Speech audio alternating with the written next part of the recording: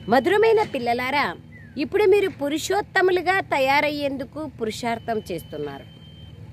దేవతలు పురుషోత్తములు, ఎందుకంటే వారు పావనులు. మీరు పావనంగా తయారవుతున్నారు. దేవతల లాగా అయ్యేందుకు పావనంగా మనం ఇప్పుడు తయారవుతున్నాం. పురుషోత్తమ సంగమ యుగంలో బాబా ఉత్తమోత్తమ తండ్రి వచ్చి మనల్ని పురుషోత్తములుగా తయారు చేస్తున్నారు.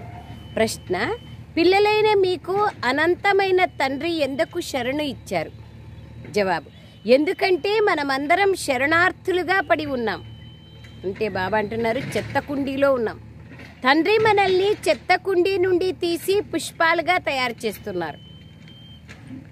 అసురీ గుణాలున్న వారిని దైవీ గుణాలు కలవారిగా తయారు చేస్తున్నారు. డ్రామానుసారంగా బాబా వచ్చి మనల్ని చెత్త నుండి బయటికి తీసి దత్తు తీసుకొని తనవారిగా చేసుకున్నారు. ఎక్కడైనా ఆలోచన చేయండి. చెత్తలో ఉండేవాళ్ళని, ఇట్లా మదర్ తెరిసా చెత్తలో ఉండే మూలుగుతున్నటువంటి ఒక రోగిని, అనేక రోడ్డుకు ఆ సైడ్ ఈ సైడు ఉండేటువంటి రోగిల్ని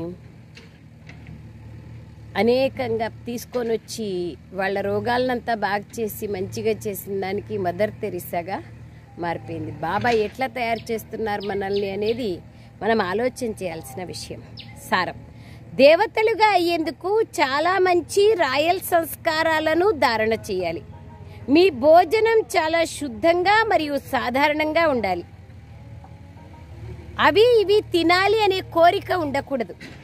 మీ కళ్యాణాన్ని చేసుకునేందుకు దైవీ గుణాలను ధారణ చేయాలి. మీపై మీరు ధ్యాసను ఉంచుకుంటూ అందరితో చాలా ప్రేమగా నడుచుకోవాలి.